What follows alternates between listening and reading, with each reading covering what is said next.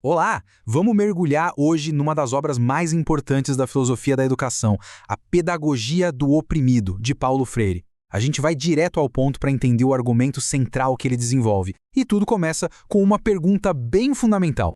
Pois é, Freire já começa com essa provocação. Ele pergunta por que, especialmente em tempos mais difíceis, a gente se volta para dentro e começa a se questionar. Por que a humanidade vira um problema para si mesma?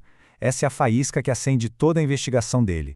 E a resposta que ele começa a construir parte de uma constatação, uma descoberta quase dolorosa, sabe? É aquele momento em que a humanidade encara uma verdade bem desconfortável sobre si mesma.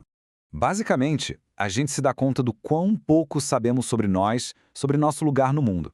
E essa falta de saber inquieta. Aí, a gente começa a perguntar. Só que cada resposta que aparece parece abrir a porta para um monte de perguntas novas, cada vez mais fundas. E, de repente, a nossa própria existência vira um quebra-cabeça. E essa busca toda acaba levando a gente para o que Freire chama de problema central do nosso tempo, a busca pela humanização. Mas ele diz uma coisa importante. Para entender o que é ser mais humano, primeiro a gente precisa olhar de frente para o oposto disso, para a desumanização como fato da nossa história. E aqui, olha, tem um ponto que é crucial. Para Freire, a desumanização não é só uma ideia, uma teoria. Não, ele trata como algo concreto, um fato histórico, muitas vezes doloroso. E é justamente por reconhecer essa dor que a gente pode começar a pensar na outra possibilidade, a da nossa humanização.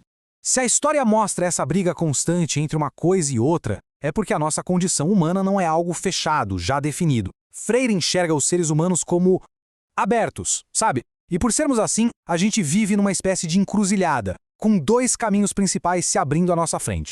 O nome que ele dá para isso é seres inconclusos. A ideia é que a gente não é um produto pronto. Estamos sempre nos fazendo, sempre em construção, numa busca que não para. E é justamente por sermos inacabados que essa encruzilhada existe. E nessa encruzilhada, a gente tem esses dois destinos possíveis. De um lado, o caminho da humanização, que é se tornar cada vez mais humano na sua plenitude. Do outro, o da desumanização, que é uma distorção, um desvio desse caminho. E o ponto é, os dois são possibilidades bem reais na história. E aqui vem uma sacada do Freire que é muito sutil e poderosa. A desumanização não é uma via de mão única. Ela machuca todo mundo. Machuca os oprimidos, claro, porque a humanidade deles é roubada, é negada. Mas também machuca os opressores, porque ao negar a humanidade do outro, eles acabam distorcendo a própria. Certo. Então, se os dois caminhos são possibilidades reais, quer dizer que tanto faz qual a gente escolhe?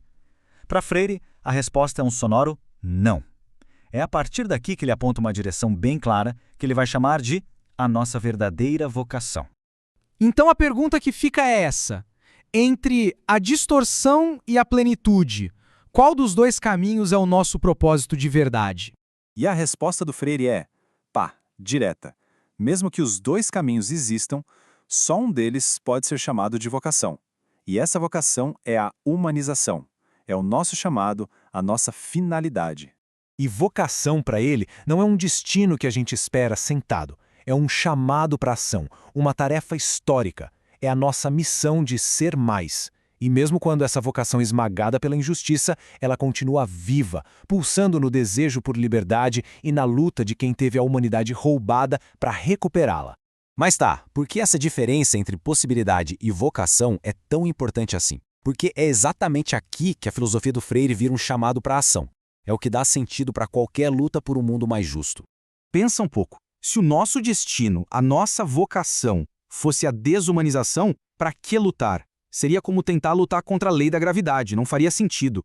A luta por justiça só faz sentido porque a gente parte do princípio de que o nosso caminho certo é o da humanização.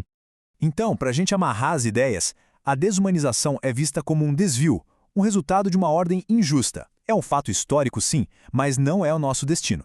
Já a humanização é a nossa vocação, o verdadeiro objetivo da luta. É o que dá sentido a essa busca constante.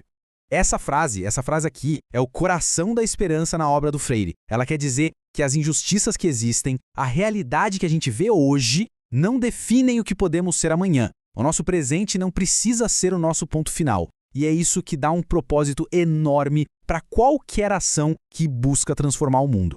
E tudo isso nos deixa com a grande pergunta que move o resto do livro. Se a nossa vocação é ser mais, e a desumanização é só um obstáculo no caminho, não um destino, então qual é o próximo passo? Como é que se luta por essa vocação? É essa pergunta que Paulo Freire vai passar o resto da pedagogia do oprimido tentando responder.